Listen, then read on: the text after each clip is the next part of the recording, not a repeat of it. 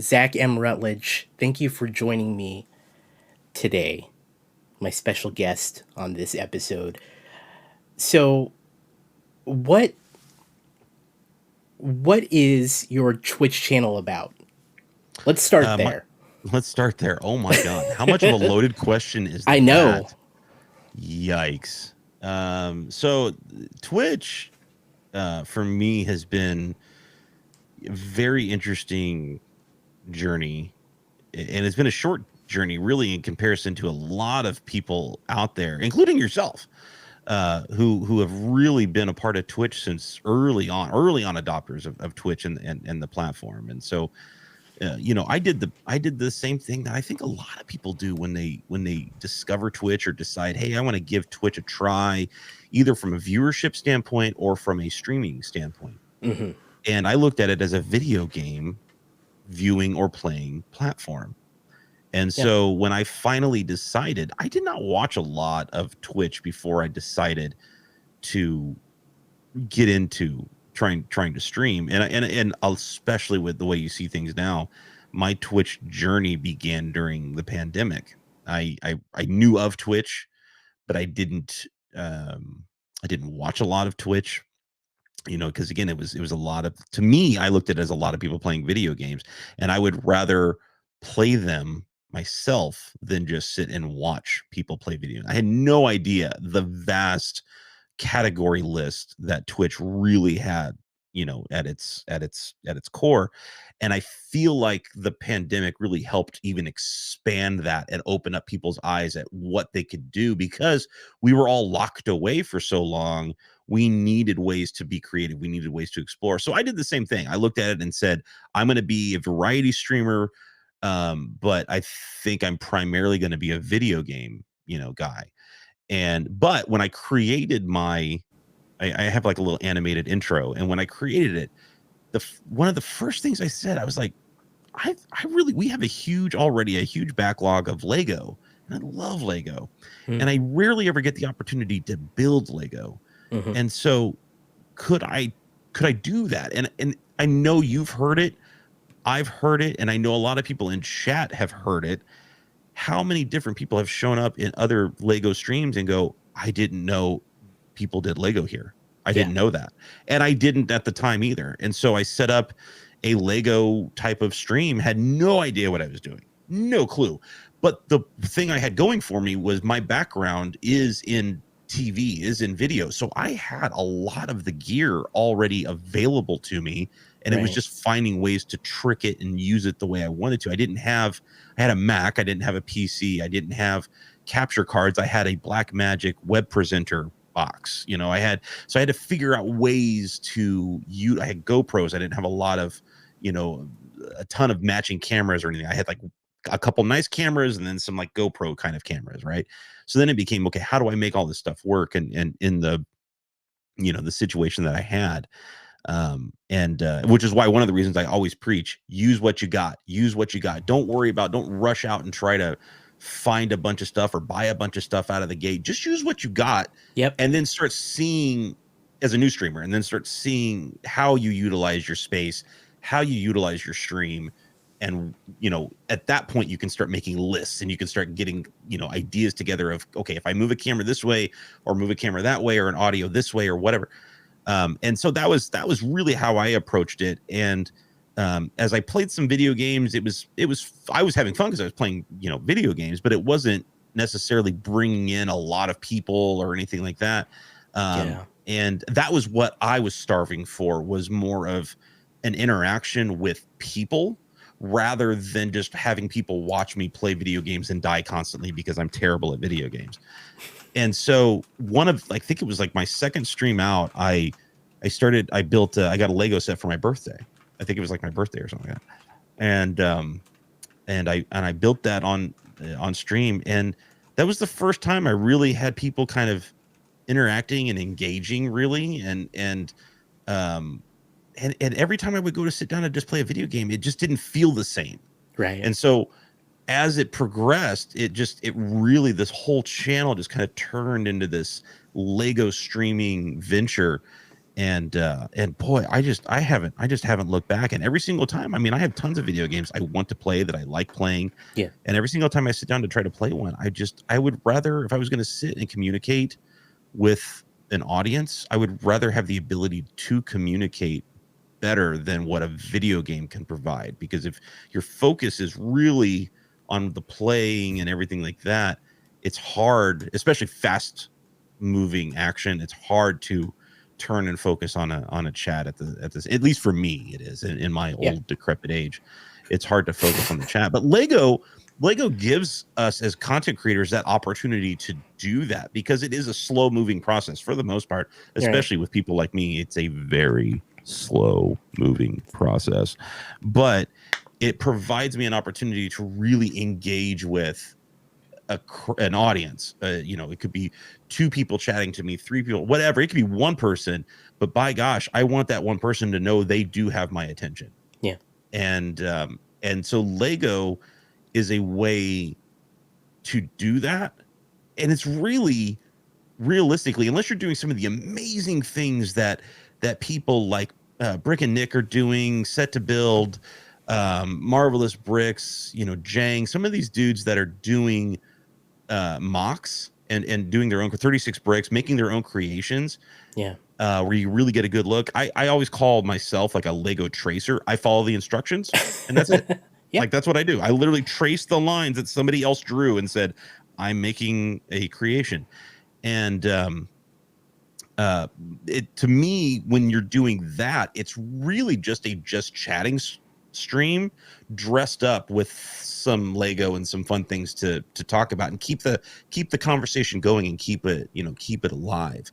I love that it keeps bringing Lego people in, and they get a really good look at it, I always want people to basically show up for the Lego, but then stay for the fun. Like, that's what I want Right. people to do.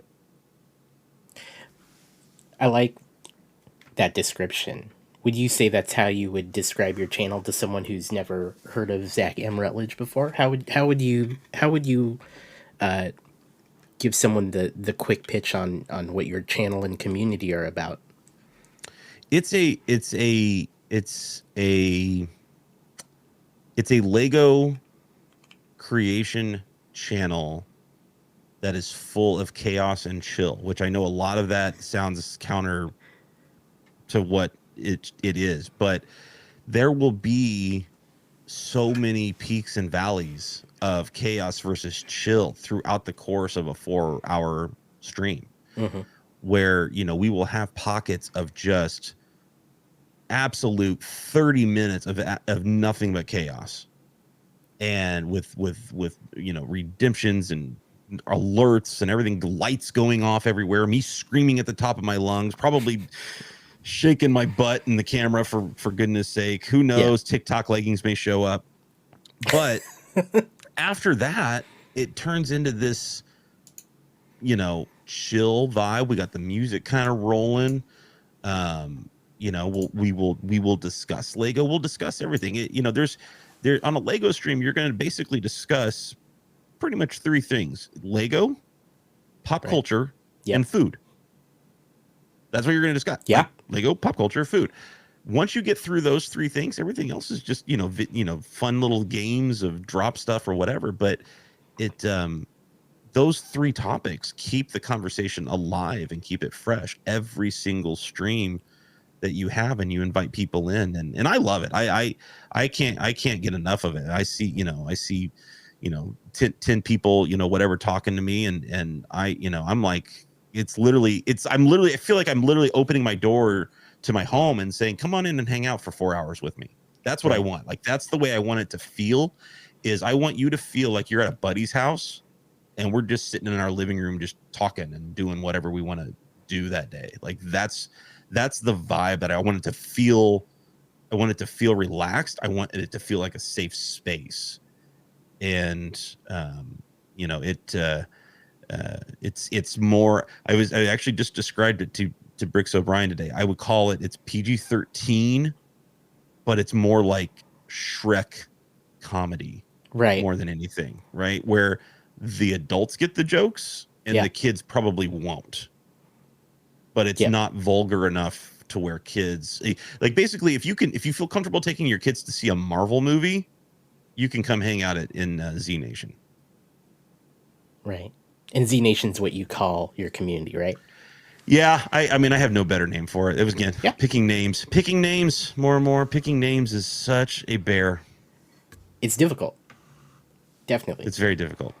I should never have my full name as my stream title. Like, come on.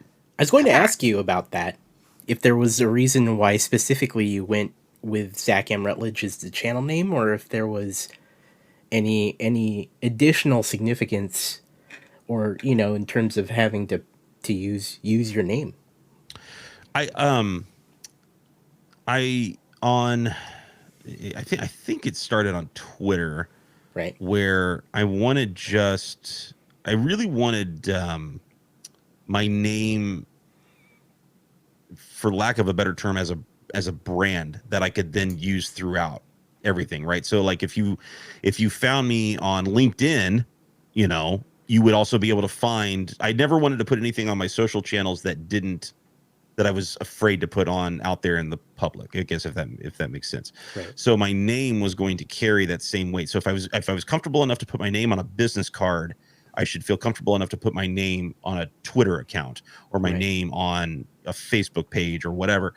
And I think it started with Twitter, might have been YouTube, but I tried to acquire just my shortened name or something like that. I think it was just ZachRutledge, and it was taken somewhere. And I think I maybe tried a couple different variations on Twitter. I think Twitter was the big catalyst behind it, and I finally found that I could do the M in there and make it the longest, most ridiculous name possible. And and then of course Lone Mountain Knife Company beat me to the whole punch by Yeah, I was going putting to an say even longer name. Lone Mountain Knife Company's pretty lengthy as well. Right. So So that's what happened. It just became a name / brand recognition that in the environment in which I work, there was always the potential that people would look me up or my stuff by my name, and I didn't want some obscure Vader's Tater type of man, screen name. I would have loved for you to have been Vader's Tater, but I'm still Vader's Tater on Fortnite. Like that's still me. So if you ever see Vader's Tater running around playing like a potato, that's me. Is that your Destiny name as well? It is not. It's that's my PlayStation. It goes by my PlayStation name, which is Corin. Missed opportunity. I'm just saying. It is. It really is. And like I said, there was a time, on Twitch when I first started, when my name was Vader's Tater. Like that was like my very first Twitch name was Vader's Tater. And then I started seeing Vader's Tater, like the idea of it popping up in chat. I was like, no one's ever gonna be able to take me seriously. No one's ever gonna Vader's Tater. this. You know what I mean? Like it's just not. It's not. Oh my god, that's perfect. Yes, the double X is the double X is at the beginning of beginning. Of you got to insert that. I'm just saying, ladies and gentlemen, AZ Pinoy, the biggest troll on Twitch. Yeah. So, have you ever mentioned what M stands for in your streams? Are we going to find out today? Absolutely not. Absolutely not. Okay. I said a long time ago when it became a thing, which it shouldn't be a thing, but people like Scott Builds and others like made it a thing. That if I ever, not that I'm making a push for it, but if I ever hit partner, at that point it would be revealed. Oh, that's great. So that's my thing. And people like Fred and other, like everybody has like come up with ways to use it, and you've got Chris Perillo with the bop or whatever that he says. You got Fred with the Magic Man. I mean, it's Maniac. Whatever. It's great. I love it. Murder Face. Yeah, Lone Gopher calling me Murder Face, Baby Face, whatever. Like I love it. I think it's fantastic. It's super fun. But yeah, if I ever, for whatever reason, if I ever decide to make a partner push and we actually do it, I'll reveal it at that point. You heard it here. You heard it here. When ZachMRutledge makes a partner push, he will entice us with the middle name reveal. I think until then, I will take as many guesses as you guys are willing to throw at me, and then I will forward them as Discord DMs to Zach There you go. throughout the day. Millhouse, I like that one. Millhouse, Montgomery. Montgomery. Yeah. Scott I Build like says it's Montgomery. probably something boring like Miles. Could you imagine if it was Montgomery and like that was my, like the whole thing, like we just Zach instead of making it M, I made it Zach Montgomery.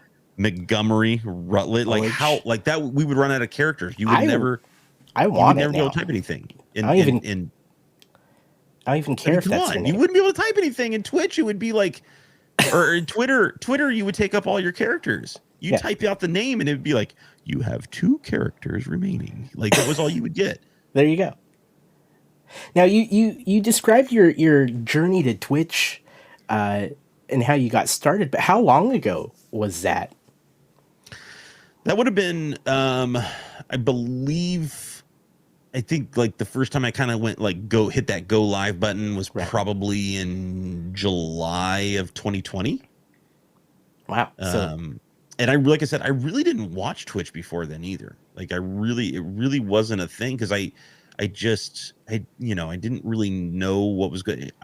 I had heard that it was like video game stuff. I actually have a buddy that lives just, right down the road from me that told me years ago. He was like, yeah, there's this dude that was like playing games with me, thought I was hilarious and said, you really need to start like a Twitch account and whatever. And basically bought my buddy, like sponsored him, bought him up camera gear and video gear and said, you go play video games online and make people laugh or whatever. And he has since even fallen off the Twitch game, but I had kind of forgotten that he had done that. And so then all of a sudden I started kind of sneakily, wasn't really promoting it myself. Sure. Like I wasn't like saying, find me here, do this, I'm over here watching, playing video game, whatever.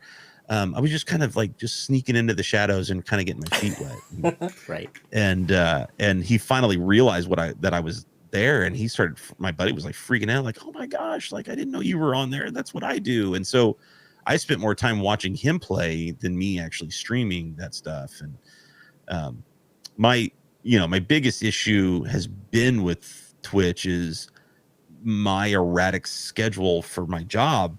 Right. It takes me all over the country, and I do run into times of the year, times throughout the month that I'm just not home.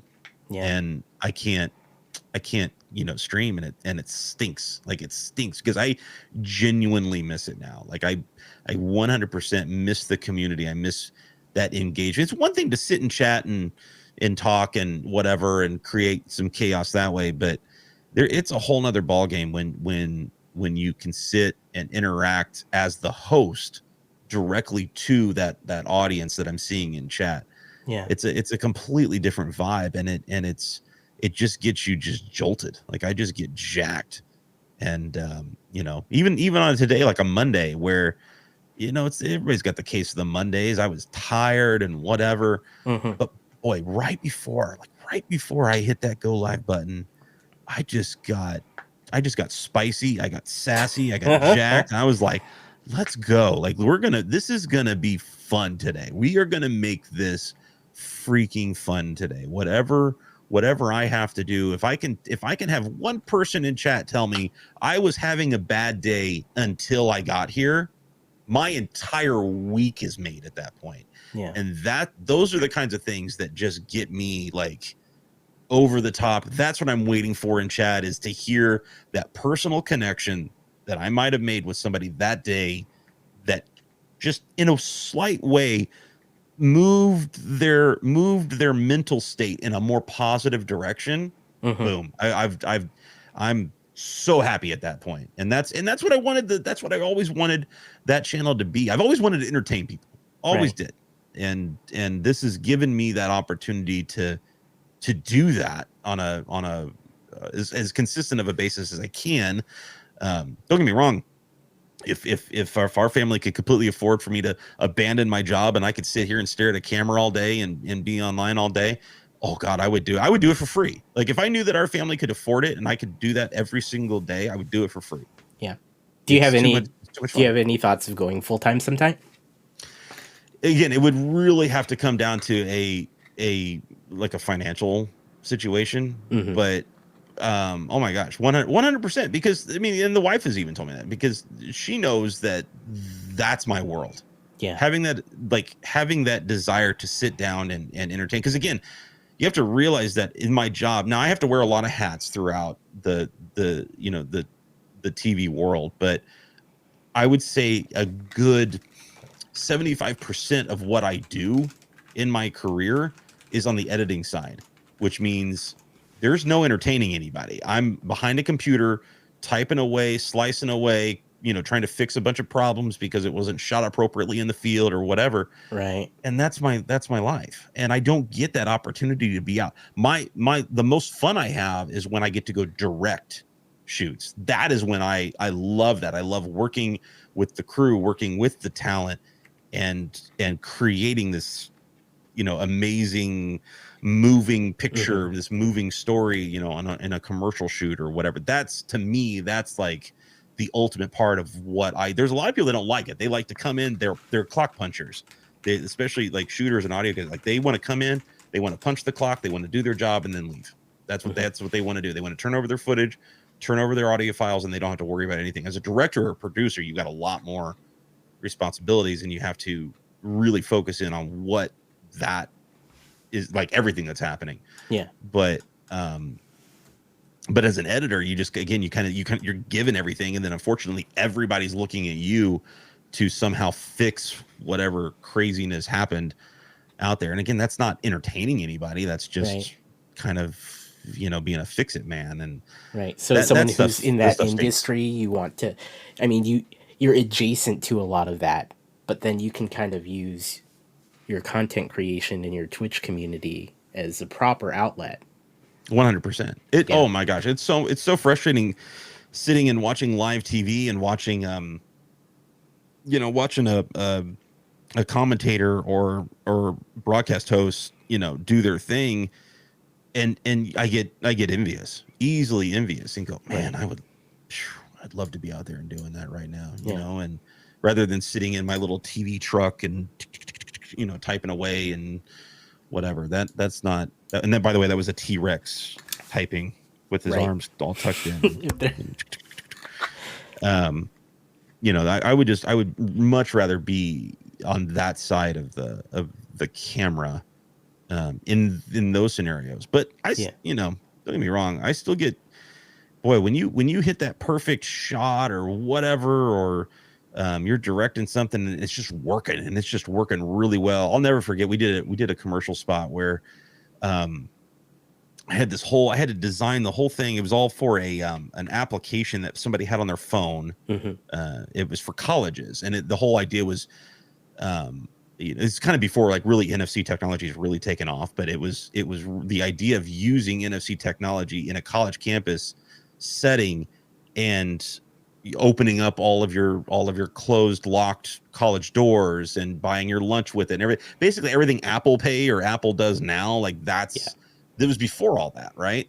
And it was advertising that idea. And I just remember going through the whole scouting process and going to all these different college campuses around. And Indiana has a lot of college towns. We have a lot of college towns, but I ended up finding the exact thing I needed at a private elementary school of all places. And I just remember like going in there going, this is the place I want. Like I just remember looking around and going, this is the place I want, because I can point the camera in this direction and get this scene. And then I can literally turn and point the camera in this direction and get a completely different look. Then I can point over here and get another completely different look.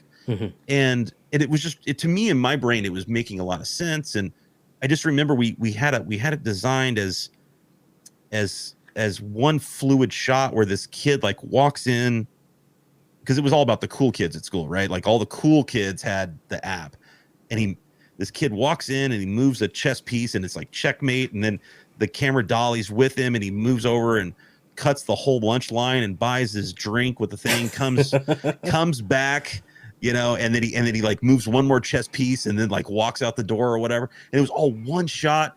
And I just remember like our rehearsal, on the first rehearsal, it just worked. And I literally punched my DP in the side of the arm and I said, it freaking worked. I was so excited. And those are the moments that I cherish when we're on set or whatever. Like those are the Mm-hmm. things that I really get jacked about. And I don't feel that on a regular basis in that job, but I swear I feel it every single stream that I'm live. Unless we're having complete technical problems, then it's just borked, frustration, and Right. nobody loves that. Right.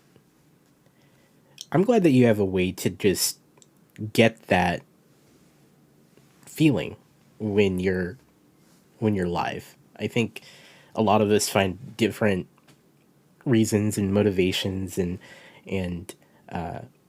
the things that really feel great while we're doing our thing.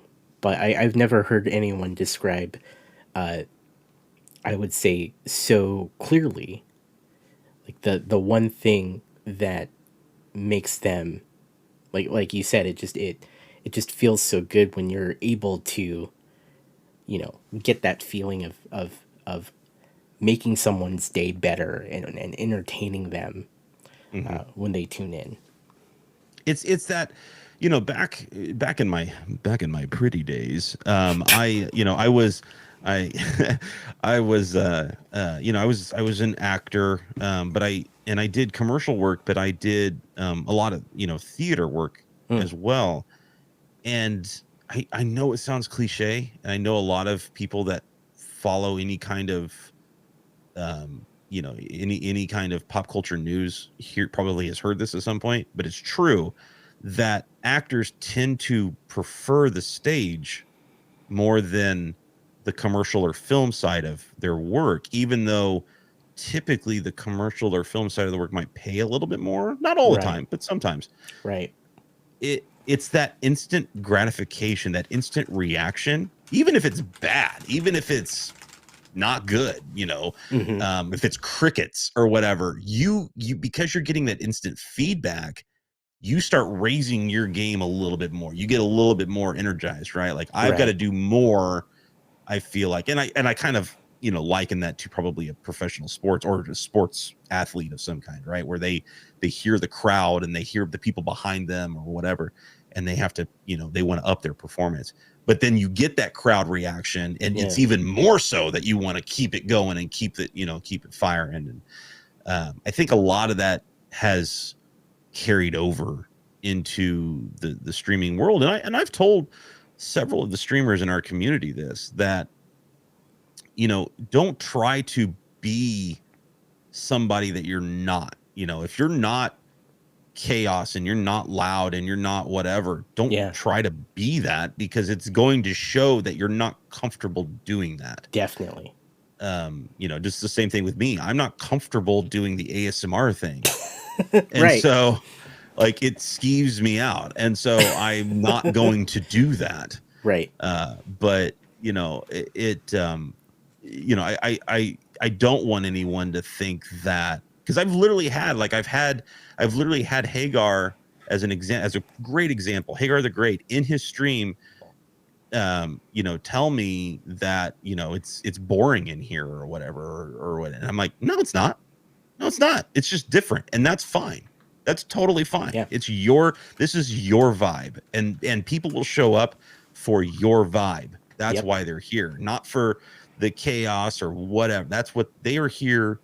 If they're showing up, they're here because of you, yep, not because of a dancing cat or a mutant one running across it. Nobody, they're not coming for that. You know what I mean? They're coming for you. And so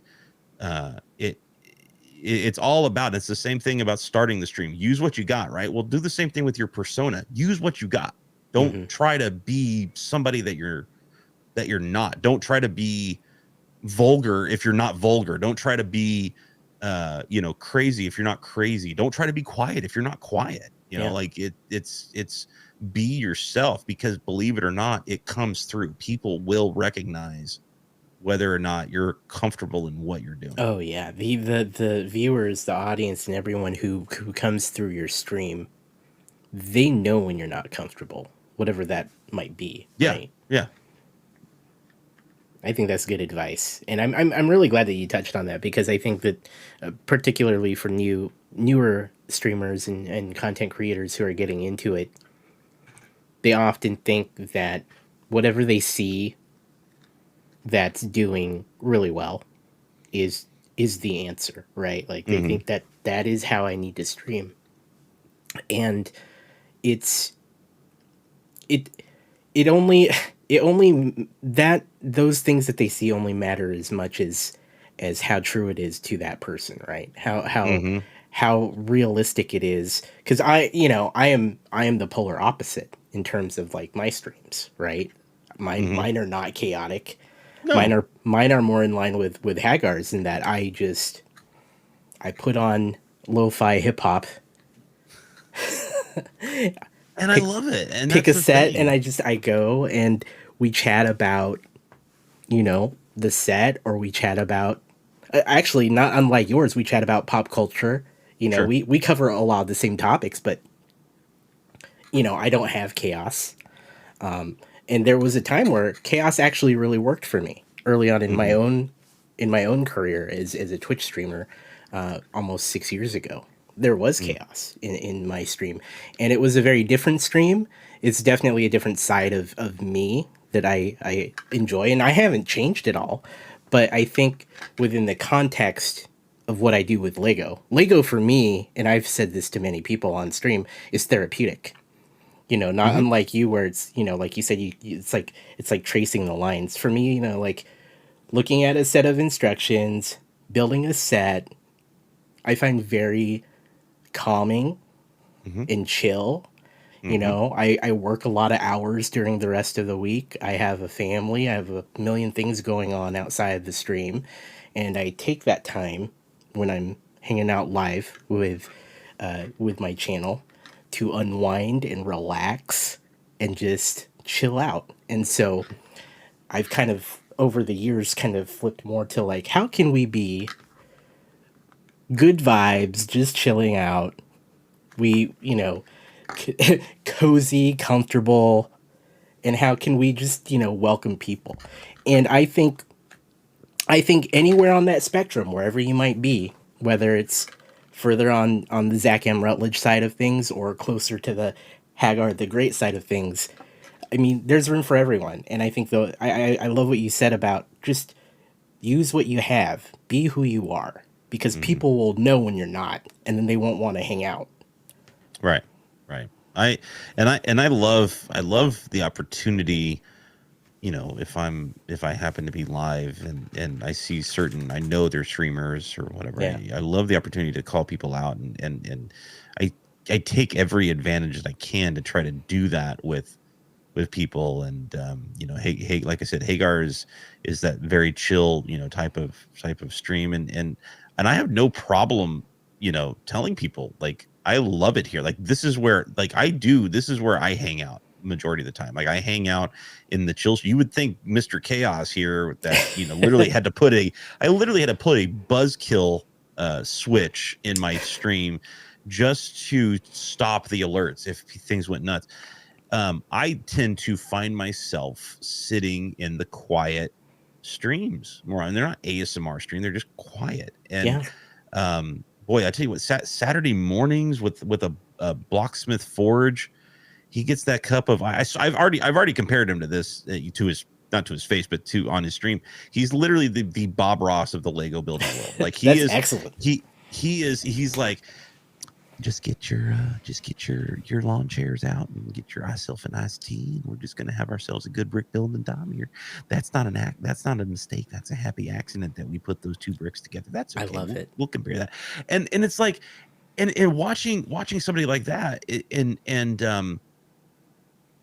seeing his, first of all, his appreciation for Lego Yeah, is incredible. Like, it's so much fun. And again, he's a really good example of somebody that's branching out, and like, he's doing the Lego tracing thing by following the instructions, but yeah. he's also designing his own builds and doing them on the computer, and then trying to buy the parts he needs, and all.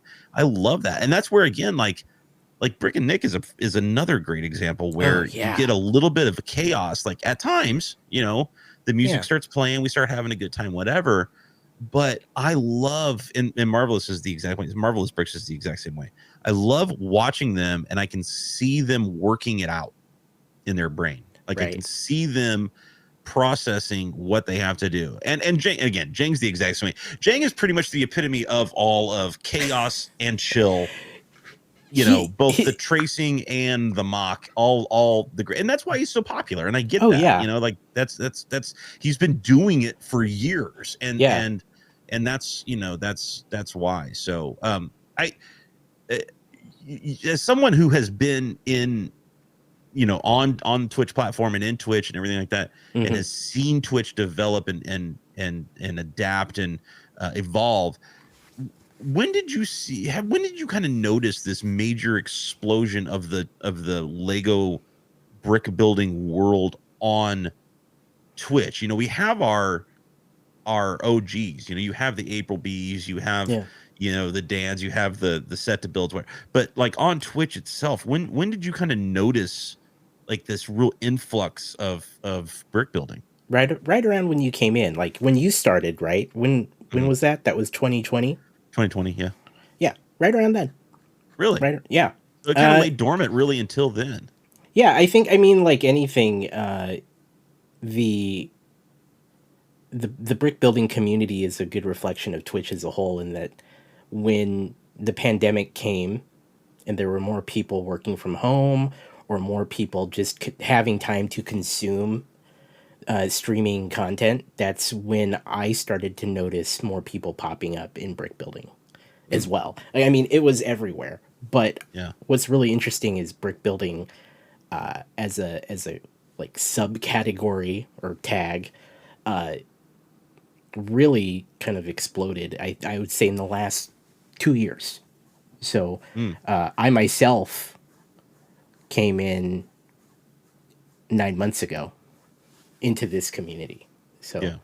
but what as far as Lego goes, you were saying that like because you had a backlog already of Lego before you started streaming.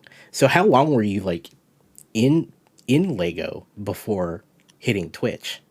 Well, I growing up, I was teased as Zach the Lego Maniac, and because of that, I tended to hide the fact that I was into Lego as a kid. Oh yeah, And because I didn't want to play into that persona, right? Like I didn't want to be Zach the Lego Maniac, even though I was huge and I loved the idea of building things. Like I had the Connects toys and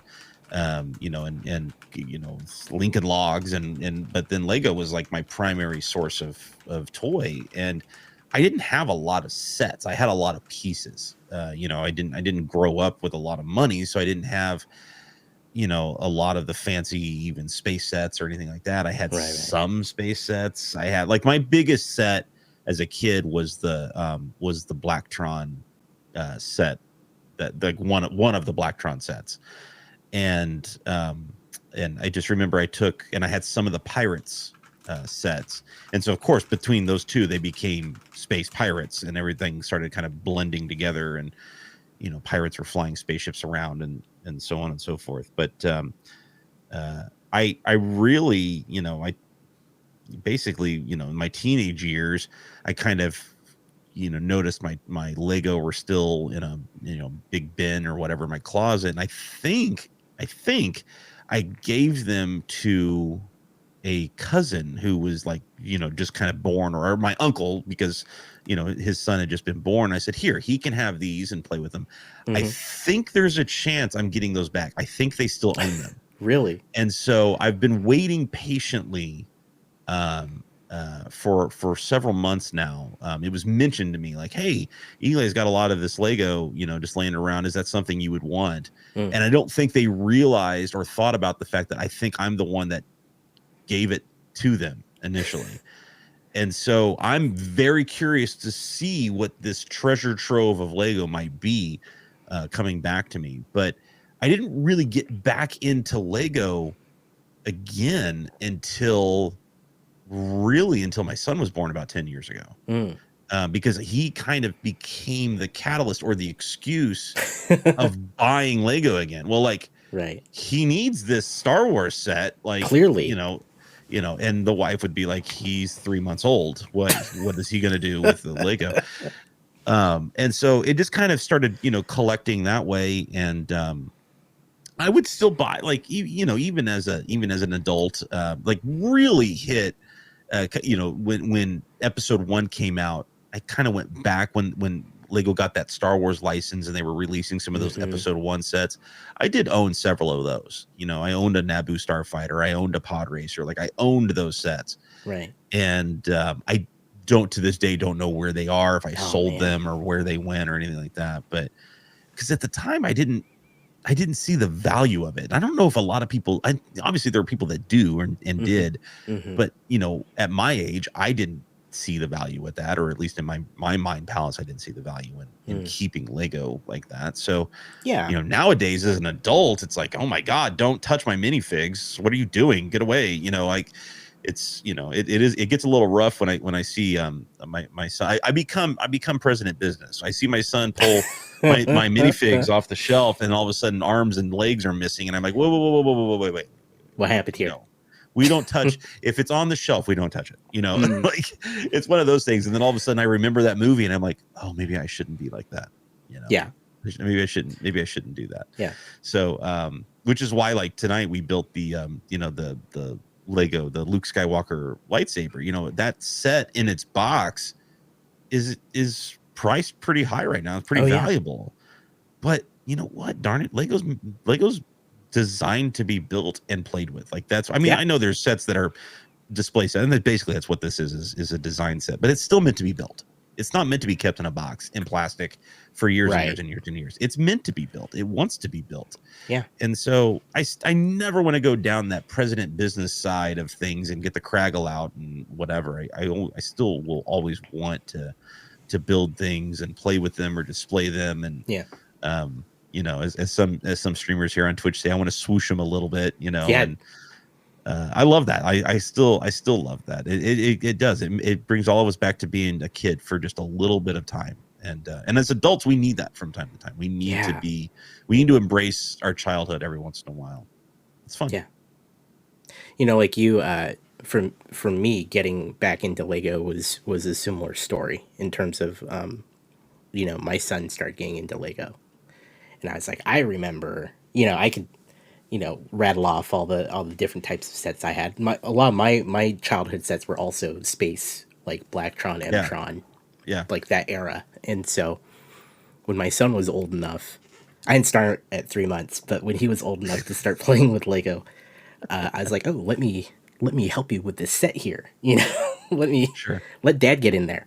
Right. And so I completely relate to that. And then, over the more recent years, I started getting more, like, nothing huge, more and more sets. But I think just like you, it was having a child that kind of brought that back and kind of kick-started that love for the toy again, and graduating to larger sets in the last year. So I'm envious of people that didn't wait for their kids to reinvigorate their Lego building. I'm so jealous of that. I know, it's everybody's situation is a little different and what they can afford or the space in which they can put things. And but man, I see sets that some people have that they've been collect, like Ace as a prime example, Amish Ace, who's been collecting sets for decades, and he just never really kind of stopped. He stuck with it, and it's been impressive. It's been impressive to see. The first time I found Fred he was building a Lego set. That was the first time I found Fred on Twitch. He was building this little flat BB-8 like art, like little, it was a small little rectangle, art set that they had. And I remember I just I was stumbling across whatever. I got done playing video games that night or something, and I was like, oh, look, Lego, cool. Star Wars, cool. I'm going to go hang out here for a little bit. Yeah. and he was still kind of primarily in that video game realm and was doing a kind of some variety type of stuff and hadn't exclusively really made that move over to You Lego. And got it early was Fred. neat. You got Yeah, and early that Fred. was how I got to know him. Yeah, it was early Fred, like, and that was how I got to know him. And every time I go back in there, he was building more and more Lego. It was Lego, and I was Yeah. like, this is dope. Like, there's a real community out here for this, and Yeah. I love it. I still think it's the best community on Twitch. It's growing fast. Mm-hmm. There's a lot of people that are moving away from just being in chat to trying to do the streaming thing themselves, and I love that.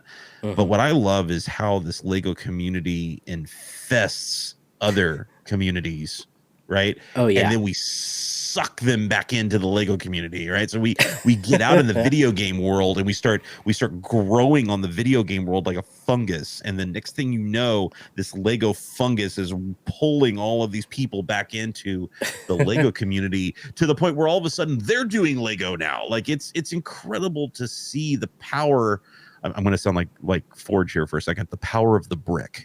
It's incredible to see the power of the brick Yeah. and what it's doing here. And again, I don't necessarily think it's the Lego. I think it's the community it fosters. I think it's the people Mm-hmm. that in a very competitive type of environment, which is Twitch, you're seeing people in the Lego community that are all for each other. And you see it too with the 3D printing community quite a Oh bit. yeah. But you see people that are all in it together, and they're basically saying we're only as strong as the people that are with us. Mm-hmm. And they're supporting each other both financially and emotionally, and they're out there helping each other both on a technical side and on a personal side. They're doing whatever they can to hold each other up constantly. And gosh darn it, you do not see that typically in the video game world on Twitch. You You just don't. don't. And that's why you see these video game players that were historically video game players, still small streamers, but Mm-hmm. video game players deciding I want to go build Lego for a little bit Yeah. and getting into that world because they enjoy the community. There are Yeah. people, there are partnered video game players that will sit in Lego streaming communities because they enjoy the atmosphere. Yeah. They may not even be building Lego or that interested in how that Lego building is happening or whatever. They might think it's cool by the time it's done, Mm-hmm.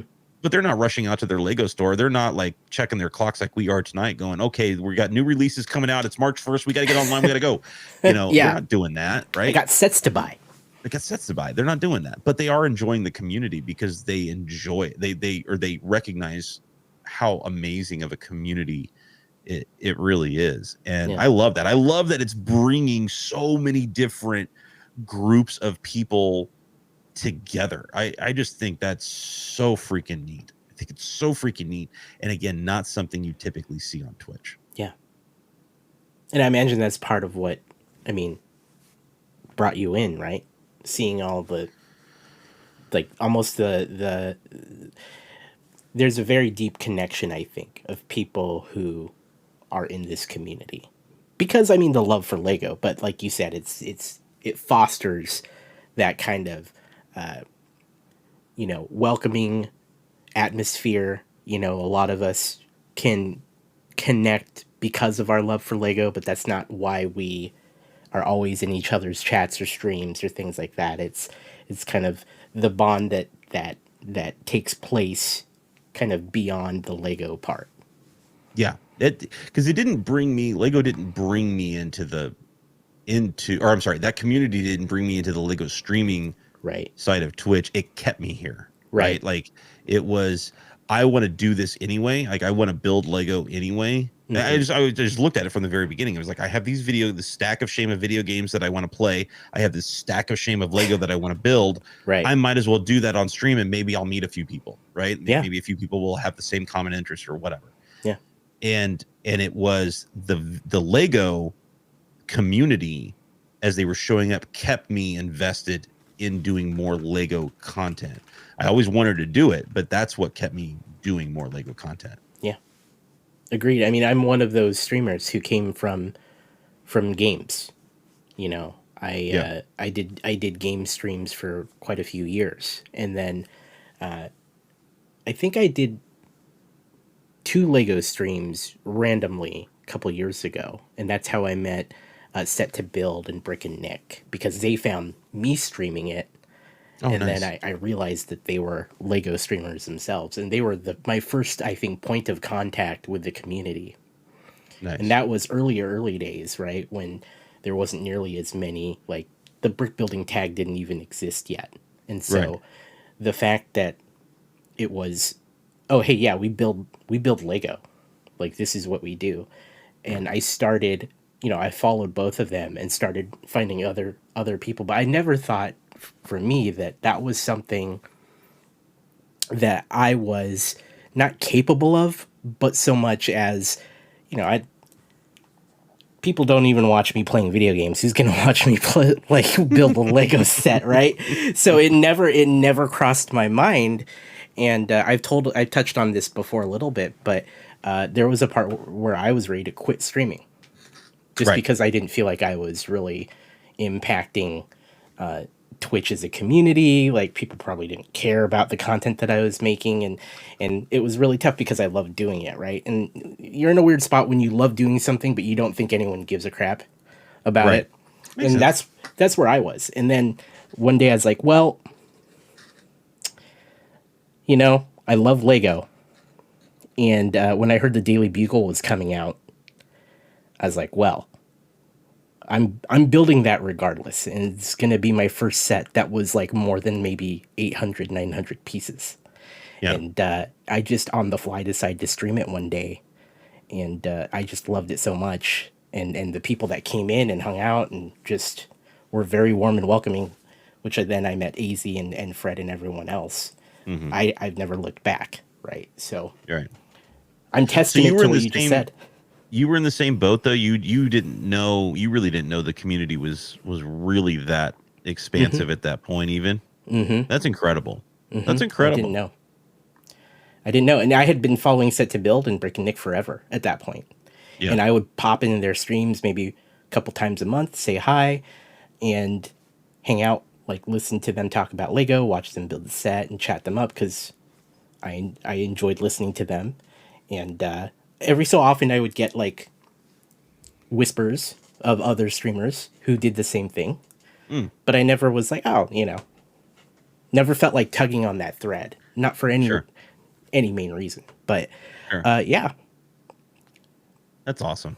That's absolutely incredible. I love, again, these are the same stories we hear so much in this Hmm. community. And don't get me wrong, I know that they exist on Twitch in the Yeah. video game world. It's just few and far between when you find the communities like that. I think the SOTOR community is kind of like that, where a lot of these guys are all, it's it's kind of a little clique and people really like it. Hmm.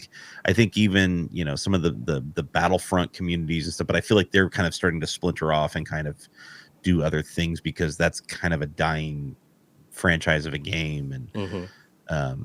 but again, I know they're out there, but I've just, outside of the 3D printing community, I've just never seen anything. I've never seen anything like it on Twitch in the short amount of time that I've really been looking around on Twitch. Seeking other communities, but just poking around, right? Yeah. Yeah. No, I've never experienced anything else like it on Twitch, and I've been on Twitch since it was just in TV, Hmm. and so it blows my mind because I spend every day in this community, and I will venture out. I will look at random streams, whether it's for a new game that I'm interested in, or I'm in Makers and Crafting, or I'm in just chatting, or whatever. And to this day, 6 years on this platform, never found anything as tight knit and welcoming and just overall a very close community. I've never Yeah. found that outside of this group. So, Yeah. It's amazing. It really, really is. It really, really is. And again, it's a testament to, it's not just saying, the streamers are great in this community, blah, blah, blah, blah. When I say community, I really am talking about the community. I'm yeah. talking about all the people in chat that are holding up each other, holding up the streamers that they support. That they are literally the reason why the streamers keep coming back to do more Lego content. And again, it's not even just about the Lego. They're basically just using that as a device to have something to do when the chat gets a little light. We're all lurking because there's so many of us now. We're all lurking in about 15 different tabs on a daily basis. Yeah. That it's hard to be active in all of them constantly. And so the Lego provides us as a streamer the ability to do something that, when chat gets a little light. And I love that. I Yeah. love that. It's, Definitely. you're not always relying on, people to play, marbles with. You're not always relying on people to play trivia with or anything like that. You're not always relying on that banter back and forth, because you can just start talking about the brick and move on with the build and start talking about what's happening in the build, and it'll be fine. It'll be completely fine. And then once people start kind of communicating and you stumble upon a conversation, boom, you're off and running again. And it's like there was never a lull at all. And that's the way I feel a lot of times. It's just, it never feels like there's a huge lull of conversation where we just kind of sit in silence. And I think that even applies to the Lego streamers out there that feel like they don't have a lot of interaction with their chat. Believe it or not, you probably have a lot of people sitting in there. Oh, yeah. Just watching, and they're just kind of listening to you talk, and if something pops in, again, I chat as much as I can, but there are a lot of times where I will have about 15 tabs open. I'm usually working during the day, and unless something really sparks my attention of I need to get on this conversation, I will just sit and work and listen and kind of treat it. It's almost like a interactive podcast. It's really dope. It's a really cool thing that that the Lego community has stumbled upon, and boy, it should be embraced and promoted, and scream it from a mountaintop how amazing this community is. And no, I am working AZ. Thank you very much. I agree. I was doing that in your stream today, where I had you up on another screen, but I was working. Right. I even said that. I was like, I didn't quite hear that. What were you guys talking about? Right, I tapped that in shit. But yeah, it's been really incredible, and seeing that over time, that we're seeing more and more people come into the fold, and we're seeing more and more streamers pop up. And you said something that really resonated with me when you said, you have some of those streams where you have a streamer who doesn't think there's a lot of interaction going on, or there's no one there because there isn't a lot of interaction, but people are probably lurking. It relates to this conversation I actually had in Marvelous Bricks' channel the other day, when he was talking about his time and reflecting on Twitch, and he said something to the tune of, I really don't know what my impact is, so I just kind of think there's a lot more there, but it's hard to know, right? It's hard to know how much impact I'm having. And me being on the other side of this stream, just out at a keyboard, is like, you have to understand that no matter what your impact is or what you think it is nowhere near the level of the reality of the situation. Because even though maybe there's 2 or 3 people talking in your chat, the potential for so many more people who are in the chat in that moment, who catch the VOD later, who maybe come across it in a 10-minute window because that's all they have in that moment, but they hear what you're saying. A streamer's impact is so much more than any of us ever realize, ever, at any given time, because we don't know when someone is sitting, unless we in our chat sitting there, unless they say something. But we always have people coming through, watching our VODs, talking to their friends, or sitting in your Discord, keeping up with the chat, and maybe they don't say anything, but they're impacted by it. When I was really close to quitting, and I took some time off from streaming, I posted a nice little message in my Discord thanking everyone for their time and their energy, but I need to take some time off. I did something on Twitter, but that didn't reach everyone that was in my community, which is Mm-hmm. pretty standard. But what was really interesting about that time off was a couple weeks in of no streams, of me just, messing around on Twitch, watching other people, or checking my Discord every so often. I started getting DMs on Twitter, on Discord, on Twitch, saying, "Hey, how's it going? How's everything? Haven't seen you in a while." Mm-hmm. And these were people that maybe said hi once in my chat. And they're like, "Just wanted to make sure everything's cool." I was like, "Oh yeah, no, I'm taking time off." You know? And Mm-hmm. that is just even a very small amount of people, I think, in that situation that actually took the time to tell me, "Hey, hope you're doing okay. Hope you're doing all right." And Mm-hmm. I always reflect on that because as a streamer, even if you think there's only one or two people watching, or maybe even if it is only one or two people watching, they are there. And they see you and they hear you, and in a lot of cases they consume your content regularly.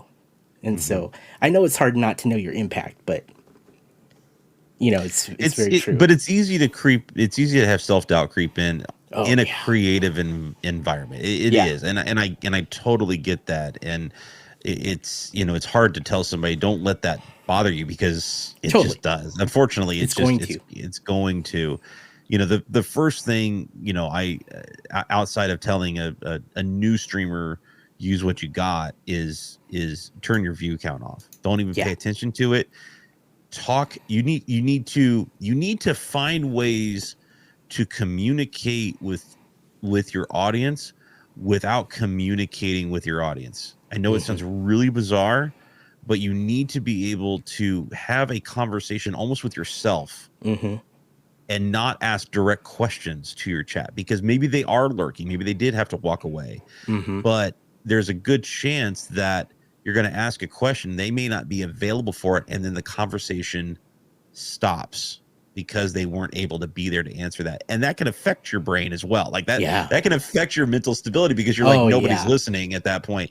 But if you just continue to kind of talk, you're going to be, again, this is my opinion. I'm not an expert on any of this stuff. Don't Yeah. get me wrong. Sure. But this is just what I have personally felt, that if I'm practicing those things and not relying on questions to chat or anything like that, without me being able to circle back on that and offer up like my opinion. So Hmm. like offer up a question like, hey, what's everybody's plans this weekend?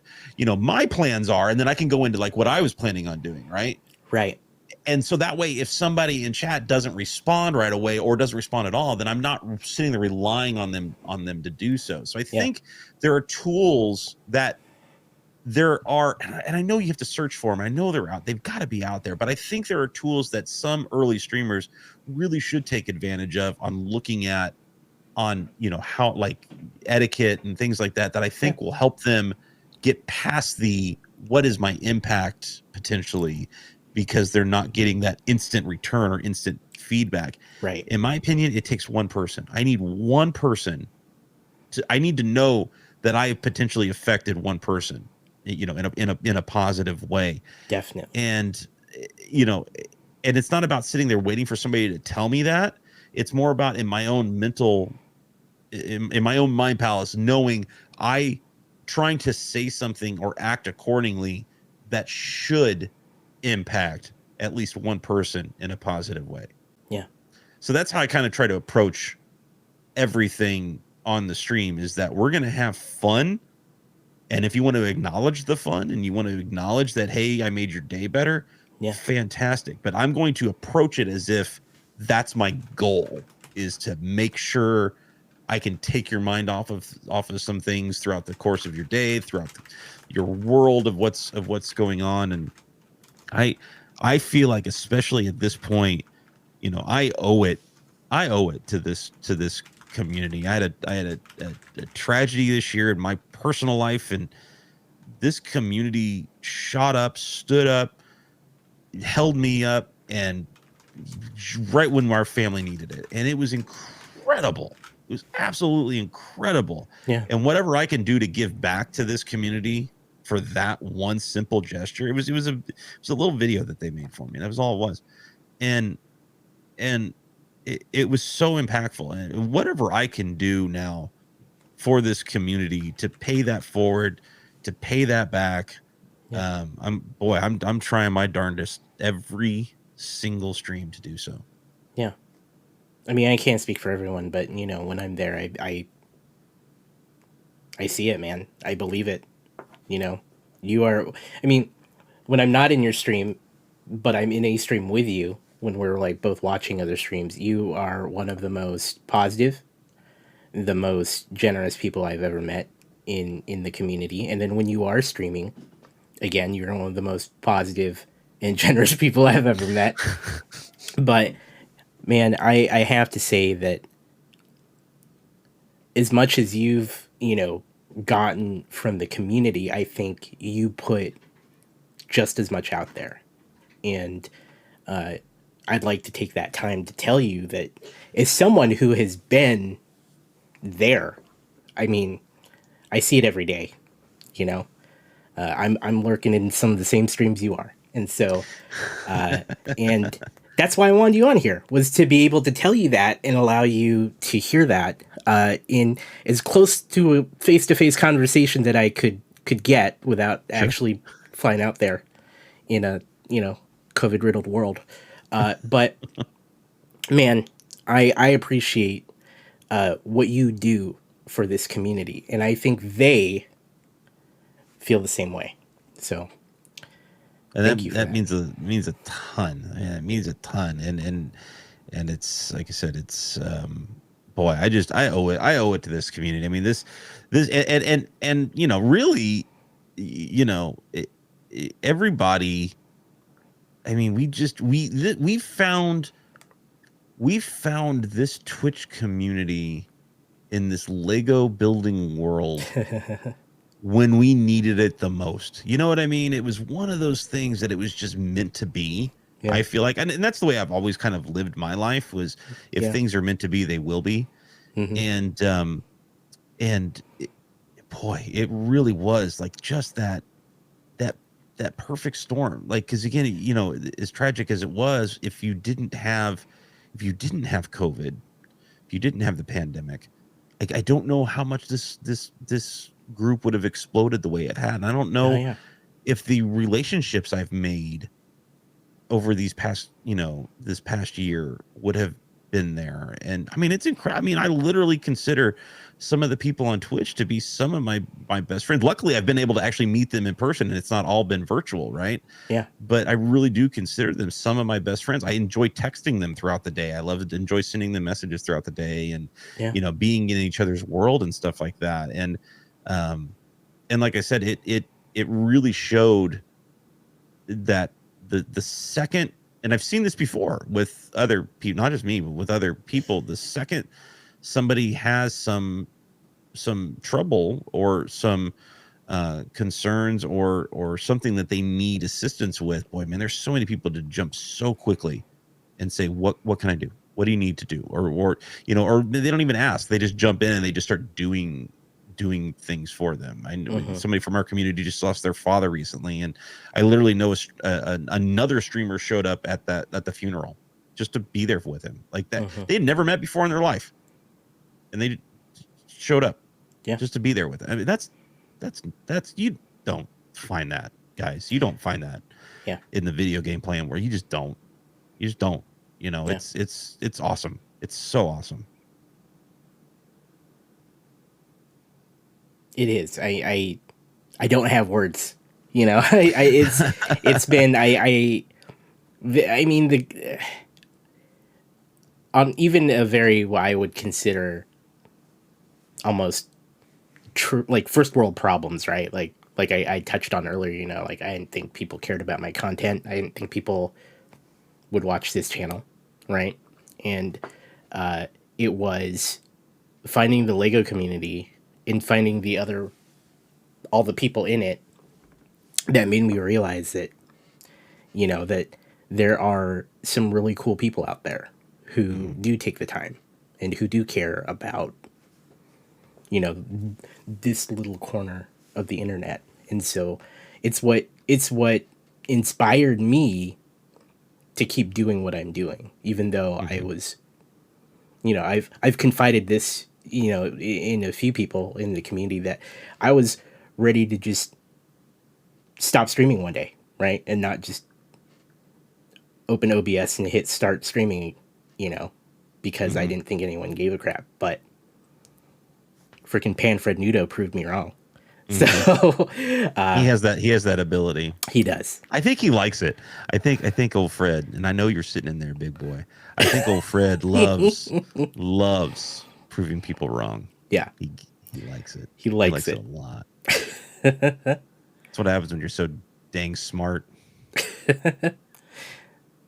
So you've kind of dropped some wisdom for streamers who are either just getting started or looking for some guidance, and you've told the kind of the rule of, use what you've got, right? Is there any other wisdom or advice that you would impart to someone who's either thinking about getting started or has just started and they feel like they don't really know what to do?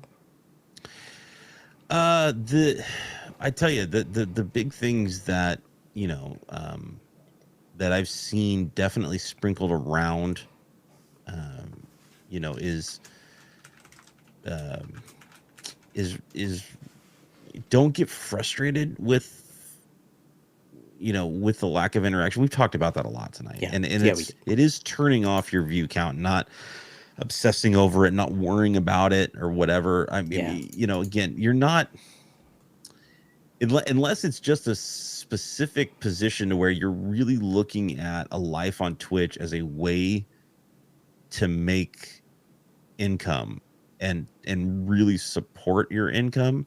hmm, You need to treat it, I think, again, this is all my opinion, you need to treat it as a hobby yeah, and as a networking tool, and not just a networking tool for professional purposes but for personal purposes. Again, you can make some amazing friendships on Twitch, yeah, and um it's quite incredible. So I think I think the main thing is, especially if like I had to go back and redo it, like if I hmm, had to go back and start completely over, knowing what I know now, number one, I would have spent way more time early on in other people's channels and yeah, exploring all of the variety that is Twitch, from music channels to makers and crafting to the technology side of things to even some of the video game, channels and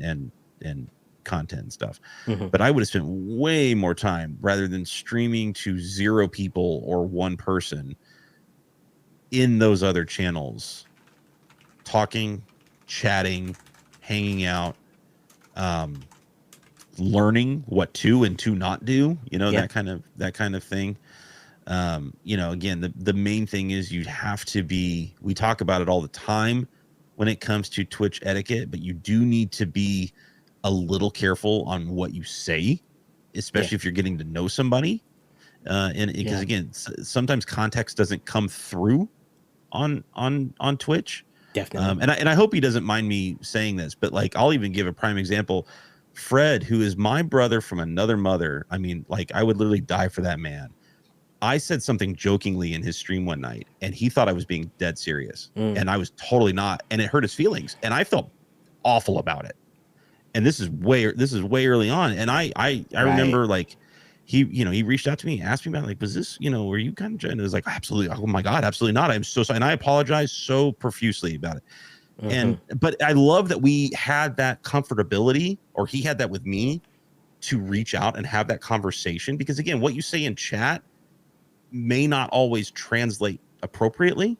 yeah, Um, and so you got to be careful about walking into a brand new stream and just dropping, self promotion or whatever, or Right. any of that stuff. The one thing that I heard a long time, and don't get me wrong, in the Lego community, we're all about self promotion. Like we love calling people out and everything like that. You just have to be careful. But I Yeah. know, I literally watched a streamer one night. I think it was in the video game realm again, Mm-hmm. but I literally watched another streamer one night, like call a person out for coming in, saying 3 things and saying, okay, I got to go. I have to go start my stream up. And boy, Yeah. they just laid into that person for doing this. You just have to be careful about what you say and Right. who you say it to, Right. because you don't want to start burning bridges that way that you never really intended to burn. Yeah. I think that's good advice. I think certainly context is very hard to get at times on Twitch, right? Yeah, Particularly from the chat side of things. So yeah, it makes it really difficult to kind of understand intention or where they're coming from. And you kind of hit the nail on the head there, where just kind of, particularly if you're new to a community and you don't really know the people in it, particularly the streamer, that's where you kind of have to feel it out before you start, going down certain roads with what either jokes you make or the things that you say hmm, about your content or their content. And so hmm. yeah, no, I think that is definitely some really great advice.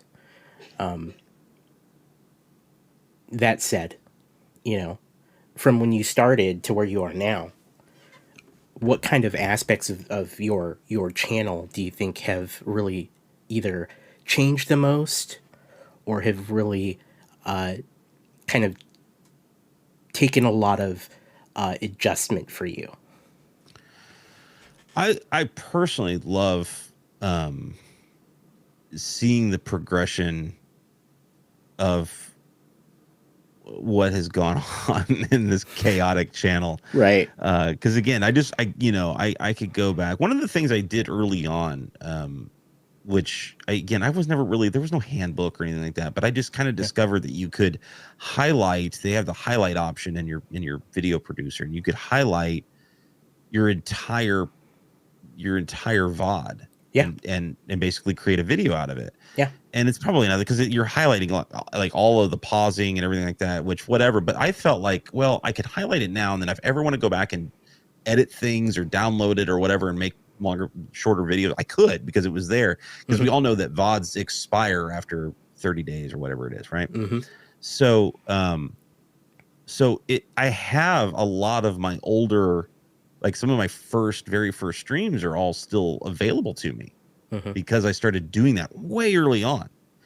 And so it's been interesting to go back and see some of those and see the set, because literally the setup was me sitting in my basement in my big comfy chair playing some video games. It was that kind of thing. I had the camera set up a very specific way. I wasn't really, because I was in the main living space of the basement. I couldn't Mm-hmm. like leave lights set up. I couldn't leave this stuff set up. And so I had to get creative with what I used. So I used a lot of, which is a terrible idea to do, but I used a lot of the hue lights. And basically I was able to program all the colors of the lights I wanted to splash different parts of the walls and things with just the hue can lights up in the ceiling and stuff. Anyway, and so it was just fun to see, like, okay, that's where it started. And then the Lego building room was in like this work room that we have here attached. And luckily what I liked about it was that it was pretty soundproof. And so I started really mainly wanting to do the podcast in there. Mm. And then it kind of, we did a few podcasts. We just did them with our normal, just microphones, talking, whatever. And then I started thinking, what if I combine the two? What if I start we do their podcast, but we record it live, and we can maybe get some audience interaction into some things. Yeah. And then it became, okay, how do I set that up and create a multi-camera setup? And then that ended up translating into the Lego building a little bit more, because I had more cameras for the podcasting side of things. And it just all became like a big snowball. And as it rolled down the hill, it just kept gaining more and more traction and more stuff. And Yeah. to the point now where I was able to basically take a spare room that was no longer being used. This used to be what we would call a toy room, and my son moved all of his stuff up into his bedroom and would never come down here. So it sat empty, like it just sat with nothing going on in it. And I was like, well, like this needs to happen because this is perfect. And so it's just night and day seeing the progression of where I started versus where this is now. And content wise, the energy level has always been there, Mm-hmm. but learning more and more how to create chaos or allowing the user's interactive ability to create chaos has really defined what this particular channel is, for better or for worse. There are a lot of people that don't like it, and that's fine. The thing is I'm not doing it for them. I'm doing it because I enjoy it. I think it's funny. I do think it's funny. I do find it hilarious when somebody blows a fart and I can't get a thought out because the fart just keeps going or something like that. Like I find that hilarious because that happens I'm a giant multiple child. times a day in your stream. Yeah. And I'm fine with that. I just, and don't get me wrong, there are times where like it will, like as it piles up, it's just like, okay, I gotta wait. Like, breathe, let it. You are extraordinarily patient. When you like, there are times where I know that the queue for all those alerts and redemptions, like I know it's going to be 5 to 10 minutes before you even get through them all. Right. And I'm like, man, I was like, he's just letting it go. He's right. And I am always impressed when you do that. So part of it's there. I know the viewers having a good time. But secretly deep down, I'm having a good time too. Of course you are. I know that it wouldn't be a thing if you didn't actually enjoy the fact. It goes back to what we talked about before. If you're not genuinely enjoying it or you're not acting in a genuine fashion, it will show. And so if that's not who you are, then don't try to do that. Exactly. You know what I mean? Like that's not the direction you want to go with. You don't want dancing squirrels and people blowing up and whatever else is going on and farts and screaming cowboys and whatever else. Like you don't, if that's not who you are down inside. But like if you hung out with me and my family in our house for the day, that's this out. Like that's who we are. Get. Like like that is exactly what you're gonna get. We are chaotic, we're crazy, we have a good time, we're always smiling, we're always joking, and that's who we are. And so the stream reflects that persona. And I think everyone's stream, if they are a streamer, a content creator, should reflect their persona. I think it really, really should, because if you start faking it, you're doing a disservice to yourself and to your viewer. Right. I think that is very well spoken. It really, I think that's a really valuable thing for people to, I think, take in with this conversation, because, given that there are so many different flavors of stream, right? There's so many different types of personalities of streamers and creators out there. It's easy to get lost in trying to become something that you may or may not be, right? And what really resonated with me was this concept that ideally, especially as time goes on and as you do more, your community is indeed a reflection of who you are, right? So if they're chaotic streams, if they, if there's a bunch of, fart jokes and things like that, I mean, that's probably who you are as a streamer, and that's totally fine. Yeah, and I love it because you see those same people, like they know going into, it's almost like going into other people's houses, right? Like you go into Uncle Fred's house, and you're probably going to dance, and you're going to have some music, and you're going to talk about this and that, right? But those same people, if they go into a Brother Jeff Photos stream, it's probably going to be a little bit more quiet, a little bit more reserved. You're not going to get wild, you're not going to get crazy, whatever. Yeah. But boy, next week when we go over to Uncle Zach's house, we're taking our pants off and we're having a Yeah. great time. Like that's Yeah. what we're going to do. And that's just like, I love that the community has the ability to adapt depending on where they're, where they're going, whether they're going Yeah. into to your stream, and it's going to be this amazing, like it's always like an amazing conversation. I always really compare, even though you may not want the comparison, but I always compare you and Lone Gopher, like almost really similar. Oh, The vibe is similar. yeah. I feel like the knowledge, you're both so super freaking smart, and Thank you. you're so community driven. And the only thing we haven't gotten you doing at this point is singing show tunes. If you just sing us some show tunes, like I just wait for the You're day not wrong. of a Lone Gopher and more dual stream is going to be like one of the most epic, wholesome. It's literally going to be a trip down Mr. Rogers' Neighborhood. Like that's what it's going to feel like. It's going to be great. I've had that comparison done before too, so I've heard that mentioned too. And I mean, I know Lone Gopher, and you're not wrong. So I'm like, yeah. I mean, you got me. But I'm glad, and it's very true though. Like I think the more the truth of the matter is, the more a streamer streams and the more time you spend in that streamer's channel, you find that it is indeed a reflection of that person, no matter like what kind of thing they have going on. And I mean, this aligns with your advice. Don't try to be something you're not, or someone you're not.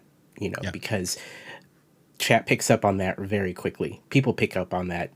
I mean, even though it's the internet, even though it's video, and you're not in the same room, you can still tell when someone is not being as sincere or genuine as they could be or should be. You know what I mean? I feel like people can, but again, my opinions are, there should have been a disclaimer. My opinions are of my own. More has no control over what I have said during this stream, nor endorses. Well, Read the fine print. and I appreciate that, but I honestly have to say that that's why you're here. You know what I mean? Like, that's why I bring you all on, is to get your perspective on, your outlook on Lego, Twitch, the community at large, the people who stop by your stream, and what you want to do with your content. And so that is completely fair game for you to give your perspective on that. And I appreciate it. It's been really informative, and honestly, I'll take your opinion any day, Zach. So don't even worry about that. We have a lot of people showing up in chat, and welcome to all you folks. Thank you so much for coming in. I'm hanging out here with ZachMRutledge, and we're talking about what it means to be a streamer, to create and foster a community like he's so excellently have done thus far, and will continue to do well into the future. You have some cool things going on over on your channel. You have a big event coming up pretty soon. You want to talk about that? Oh my goodness, do we ever? It's amazing when we started talking about doing this giveaway. It seems like it's been forever, but then all of a sudden it was like in a blink of an eye, here we are. But the wife and I made the decision when we saw that we were getting close. I think it was 1,000 followers, and for me, like, that's when I got to 50. I was like, "What? This is fantastic." Right. And I know in the grand scheme of things of Twitch, 1,000's not even that that much of a number or anything like that. But for me, that was a huge milestone. Like, I loved that, and I think setting goals like that is healthy. I think it's okay. I don't want people to get down if they're not hitting those goals, but I think having a goal for anything is fine. And so our goal was 1,000 followers, and the wife was the one that brought it up to me and said, "What are you going to do for, like, once you hit 1,000 followers?" And I said, honestly, I haven't really thought. Like, one of the thoughts that I had was I need to get off my booty and make a merch store of some kind, because I have merch ideas, Right. but I don't know where to get them really implemented, because it's a lot of design work. and the easy things that the merch stores offer, like the easy merch stores that are available to streamers, can't do what I want to do with the merch. And so I need to find like actual designers that can then produce the stuff and make it easy so you can buy it and get it shipped and everything like that. So that's why there still is no merch store. But that was my first thought. And the wife goes, well, like she was like, okay, was very bored with the whole idea. And she was the one that said, you need to like give away a PlayStation 5 or something like that, like make it just like ridiculous or whatever.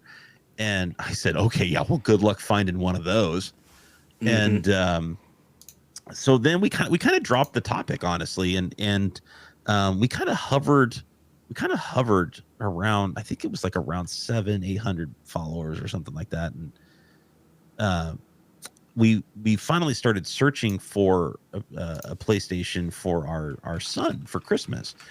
And what a daunting task. Like, it was so hard to find one of those things. And, it's just the nature of the world we live in currently. It just wasn't easy to find, still isn't easy to find. Yeah. And so once we were able to acquire one right before Christmas, and I was like, oh, thank God. It was like one of those things. I shouldn't feel that way about material things, but it was literally like, I was like, this is our make or break.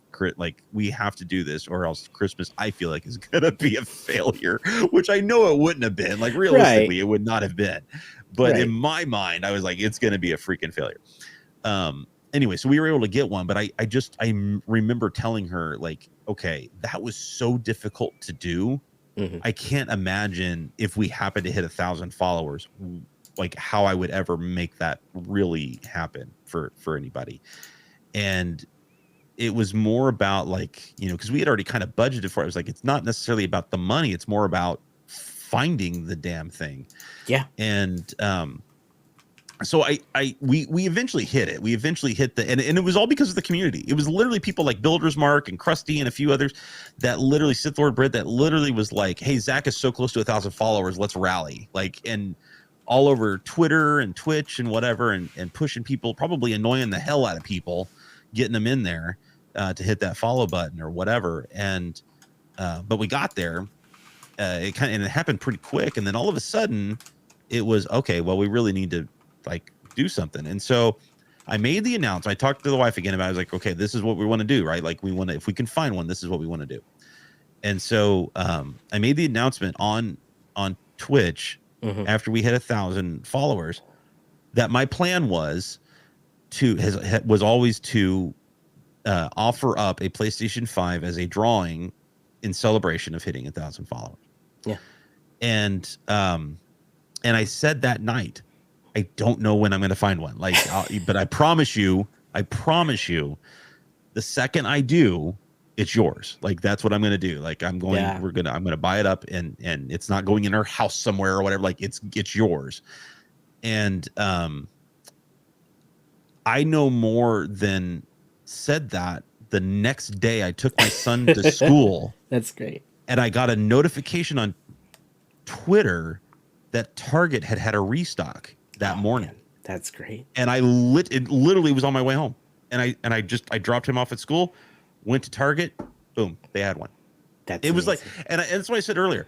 I've always believed in things are meant to be, they will be, right? And that was one of those deals where it's stupid to talk about a PlayStation 5 as fate, but like, it was literally fate that day, the day after I mentioned it, that it was available. Yeah. Considering how hard they are to find. Yeah. If you don't call that fate, I don't know what else you call that. Like, yeah, luck. Okay, sure. But come on.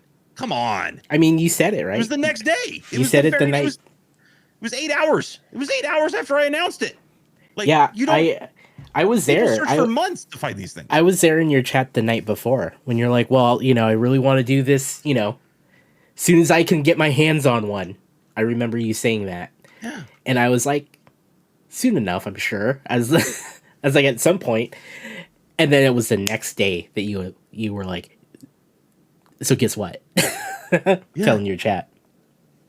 We searched for months for the Christmas one. Months, and right now people are still searching. They can't find one, and so to me, like, here's what I know. On Friday, we finally caught up to the day. So this entire time, people have been watching and earning loyalty points that they are then redeeming for the tickets to enter to win. And I know it's kind of a convoluted process, but it's unfortunately it's kind of the way Streamlabs has to work to do the drawing. I probably will never do a drawing like this again, Yeah. using Streamlabs and everything like that. Don't get me wrong. I love giveaway. I love giving away things. And I tend to keep a pretty major stack of smaller sets and poly bags and things like that I can give away as we do. Because again, that's like I said before, I was all about the giveaway and trying to be as generous as I could anyway. But I'll tell you, after the community rallied around me during a very difficult time this year, or I'm sorry, not this, but in 2021, towards the end of 2021, I can never repay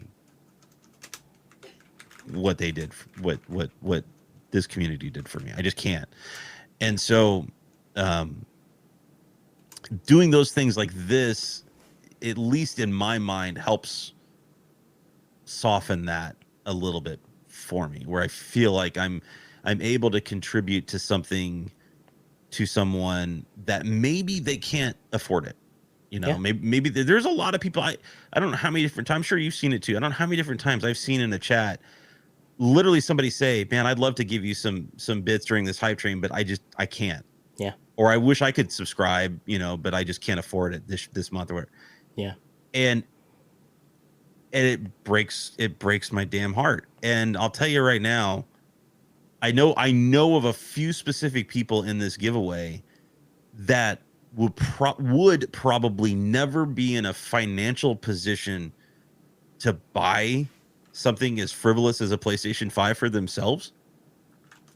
And if they win, I'm going to be a damn mess. I'm telling you right now, it's going to be like Waterwork Central. I'm probably going to get snotty. Be prepared.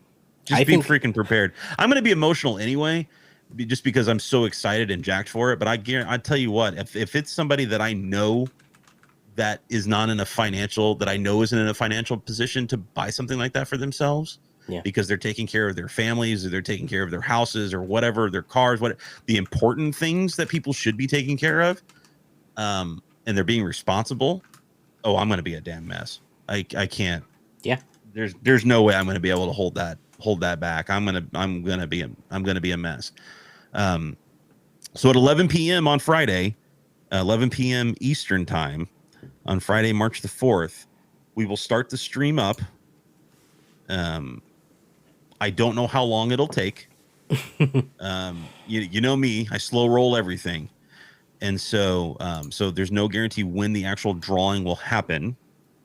But I do know this, that I know there's already a few people that I know are planning on raiding in, bringing their communities in that night.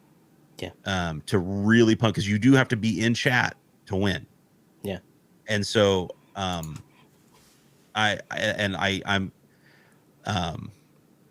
was in another streamer's channel tonight, Loyal Moses. Some of you guys know him. He's in the 3D printing community. I know he's coming in. And he kind of challenged me. He said 11 p.m. on the Eastern time on the 4th.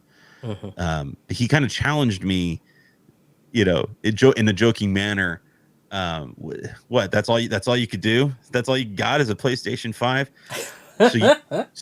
So chat, you better believe I have been working the pavement since he said that to me to try to get more stuff to give away. It's going to be an epic night. It's going to be an epic night. Like, that's all I got to say. So I can't guarantee what we're going to have to give away yet, but it's not just going to be a PlayStation 5. Like, we are going to have some stuff that we can do. I guarantee you this. Ain't no Lego getting built that night. None. Oh yeah, guaranteed. None's happening. No building is going to happen that night. I already knew that thing. Yeah. But it's gonna be a blast. And this goes back to community, more like, yes, these guys. I've been watching all of these dudes and when I say dudes, I mean everybody, but all of these people Right.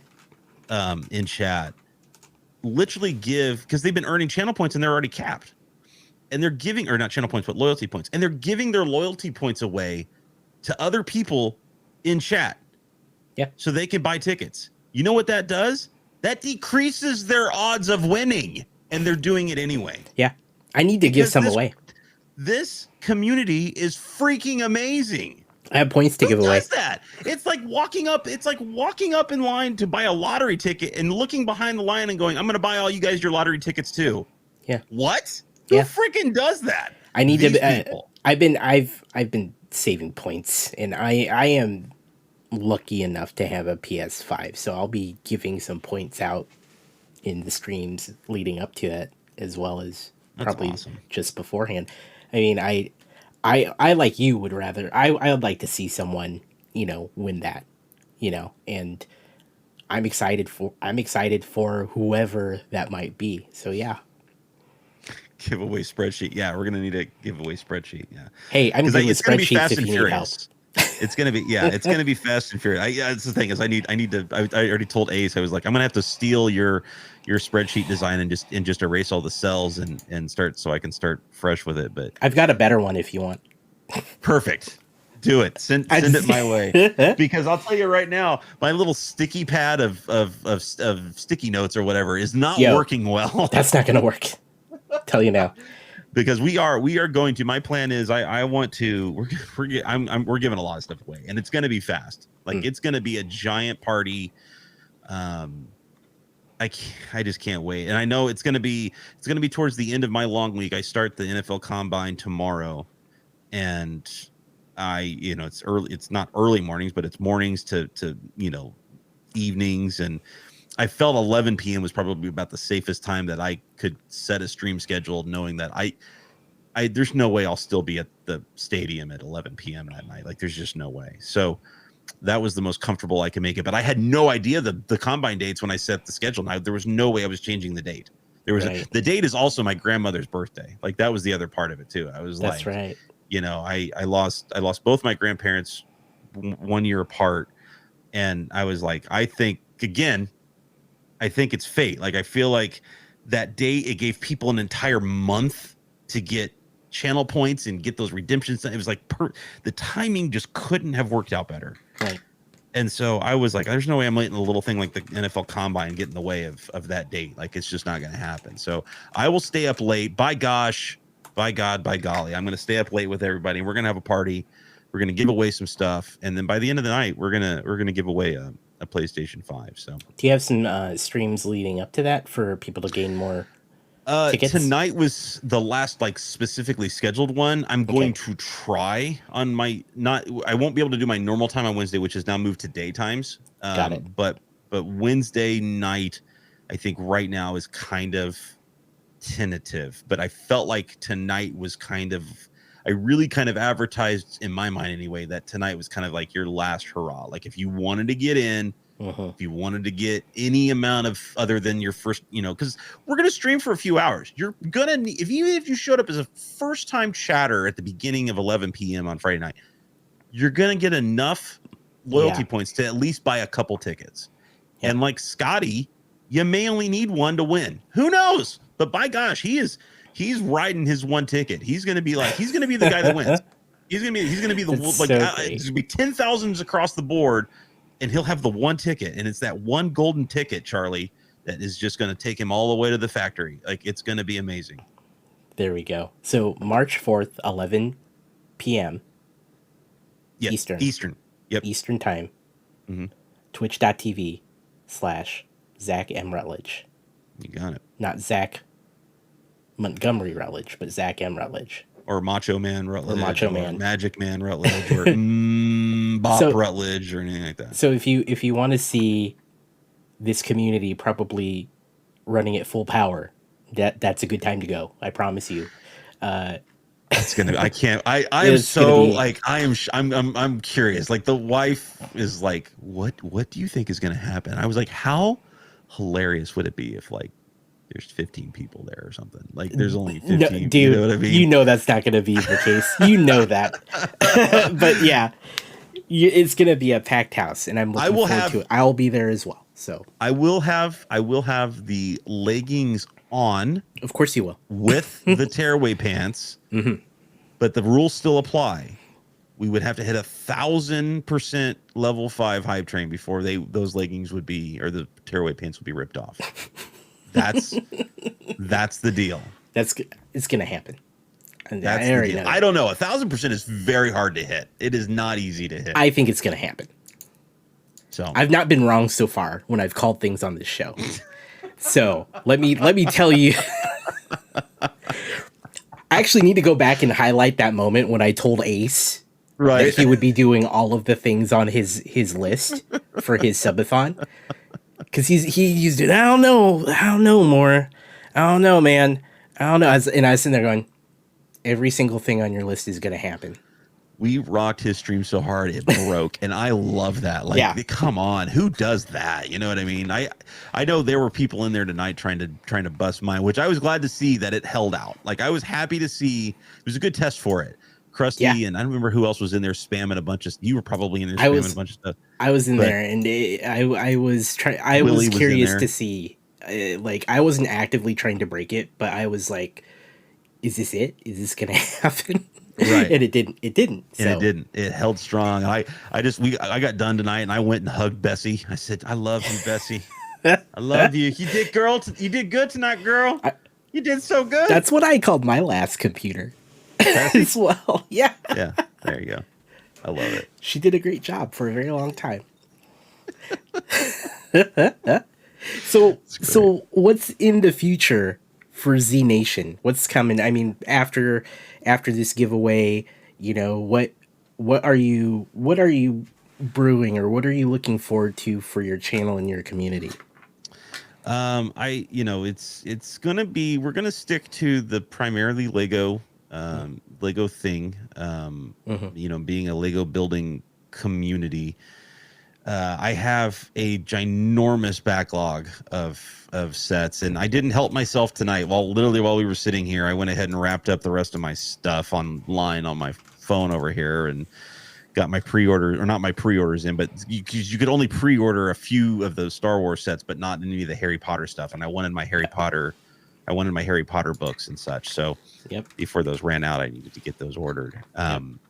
So the backlog is going to continue to slowly increase, unfortunately, or fortunately, depending on how you look at it. So Lego is always going to be a big part of this channel going forward. I would still love to introduce some type of consistent video game play.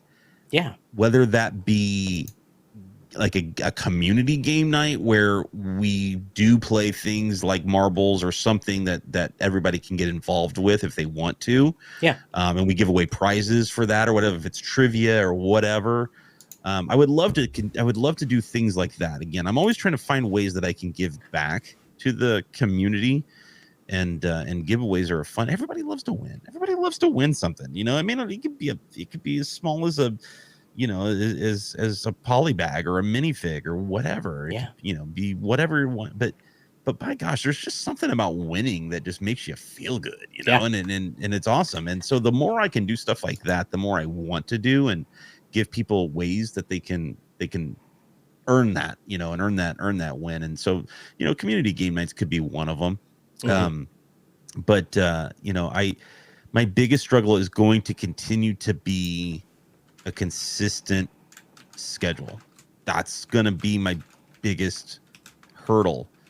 And until we can get to a point where, it's a viable option, to basically be like, okay, I'm literally going off the road. I'm never going to go on the road again. I'm always going to be home.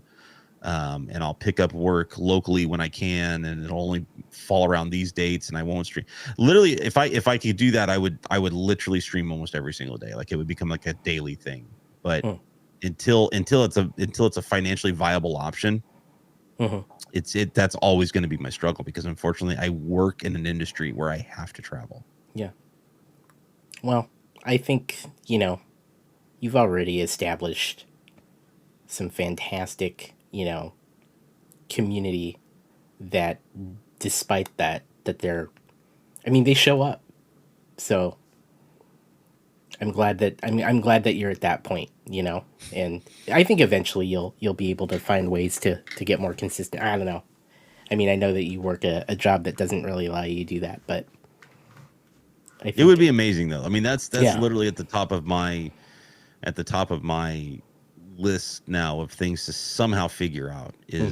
is and it's not just even about the streaming. It's about being able to be home and be with my family and Yeah. be able to be there to contribute on helping get the get the kid to and from school as an example or whatever, because anytime I have to go out of town, it does become kind of a burden on the wife that she has to somehow deal with that and her full schedule. So Yeah. um I can definitely see on the horizon something changing in that arena. It may not be this year, but it may be next year kind of thing. Hmm. But it's months like February where I was home all month, Yeah. and I having that consistent schedule all month was such a blessing and so much fun. I know starting tomorrow, I'm going to be bummed. I'm going to be bummed out starting tomorrow because I know that I'm not going to be able to have that consistent schedule for the rest of the month, and that sucks. I'm home. I've got the combine next week. I am home the week after that, Hmm. and so I've got a few days there that we can that we can party and have a good time. And the PlayStation giveaway will be over after that and everything. So I feel like I'll be able to take kind of a sigh of relief at that point. But but I'll always be kind of thinking about like, okay, what's next? What's down the road? What can we do? I still haven't forgotten about the merch store. I know that needs to happen. Come on, Zach. I know. I literally and I'm taking advice. Like I want to know like where can I go to get not just the template type designs that you find on things like Streamlabs or Stream Elements, or like where do people go to get really good design work done at a merch store? Like where do those people go and utilize that, because again, that's what this community is all about. It's all about helping hold each other up and whatever, and part of that is helping each other even on the technical side and stuff. Yeah. And so I want specific hat designs done, not just with a logo, not just with my logo on the here or whatever. Like I want things like in certain areas I want it to Yeah, say this. legitimate actual Yeah, design done on the right. Same thing merch. like on the like on shirts. Like I want like a hoodie, right? But I want the sleeve to say Z Nation like here, Yeah. or on one arm instead of Z Nation it says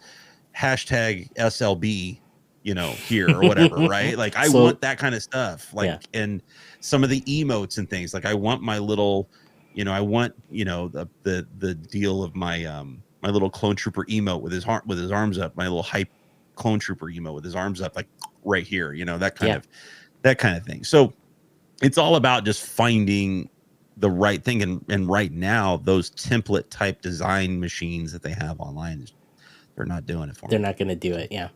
Yeah, I mean, it's very yeah. I had a feeling that's what you're talking about when you were trying to find a provider for that, cuz yeah, everything that's available now like on the easy side is just what you described. Just Yeah, a it's drag and just a drop. basic yeah, drag and drop goes on the center. Yeah, that's not what I want. You know what I mean? Like Yeah. if I want to put like real small on the back of the neck, the Twitch, the twitch.tv/ZachMRutledge, URL right there or whatever, right? Yeah.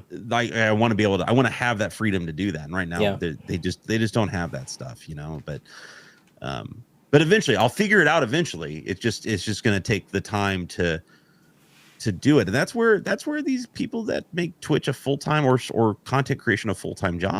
full-time job, because the audience sees us for the 4 hours that we're streaming or whatever, and that's when they see us. But Yeah. they don't see the hours, and they know it, but they don't see the hours of work going on behind the scenes before we got started, Yeah, exactly. making emotes, making alerts, fixing things that weren't working right, whatever. Yeah. um Coming up with these ideas and trying to implement them and figure them out, while also trying to perform our daily jobs and take care of our daily lives and say hello to our families. And you know what I mean? It's like, I literally had a buddy tonight text me and go, when the hell do you sleep? And I said, I just don't. Yeah, because I It's was asking you if this was an okay time, and you're like, "Yeah, it's fine. Let's go." And I'm like, let's "Are go. you sure?" Brooks Well, at O'Brien this and I point, had everybody's asleep, right? So it's Brooks like I've O'Brien and got I the had house the to same myself. conversation. I was like, "Yeah, are you cool with this?" Because I know he's like, "Yeah, man, it's fine." Yeah. Okay, Sleep is for the weak. sleep is for the weak. So now that you've done this and you've had the crossing the streams experience, my question to you is, who would you like to see on this show in the near future? Oh man, that is a great question. Um, well, I always have to go with my my mainstays, my a couple of my boys you already got. You got Fred, you got Ace. Obviously, I'd love to see AZ get in the hot seat for once. My personal person would be April B, because she provides, or Brick and Nick. Brick and Nick, it actually might be the better between the two of them, one of the Hmm. two. But I want that OG look at the community before it kind of did this explosion in 2020. Like I really want to Yeah. get the perspective from them, and an honest perspective of them. Like they were very, we're building, we're discussing Lego, we're talking Lego. We also do the review side on YouTube. Like we have Hmm. kind of like our own little world. What has it been like for them to see all of these tracers come in and start, blowing up the community? Are they, are they seeing, are they seeing this, as a benefit to them? Are they seeing this as a benefit to the overall community? Are they a little taken aback? I would love to get an honest opinion about it. Are they taken Yeah. back a little bit by it? Like, that's not who we are. That's not what we do. I don't think that is, just because I know I've seen them in our streams and I know they have a good time. You know what I mean? Yeah. So Yeah. I don't think that's the case. I hope that's not the case. Of course. But I would definitely, I would probably lean more towards, we've had a good run of the dudes. Like, let's get a female in there. Let's get April B in there and Yep. and get that. But I would still love to see Brick and Nick at some point in time, Yep. just from a mock creation standpoint. The dude is so heckin' smart. And yes, Maple Creature, I did use the word heckin' again. But he's just so good at that, and set to build or whatever. Like any of those OG guys, I would love to get a good OG perspective on the community, Yeah. where it was when they got here and where it is now. That's a great conversation to have. Yeah. Well, I definitely want to say that April B is on my list of people that I want on here as well. As far as AZ Pinoy is concerned, you don't have to wait long because he's going to be on here on March 6th at 2 p.m. Pacific time. So Nice. Sunday afternoon, 2 p.m. Pacific. AZ Pinoy is our next guest. Love it. You guys, if you actually if you ever want to spoil it for yourself, if you tune in and watch this live, you just scroll down. You'll see the panel. He's already on there. I like to do my Boom. prep Perfect. work. But Perfect. that said, where can people find you, Zach?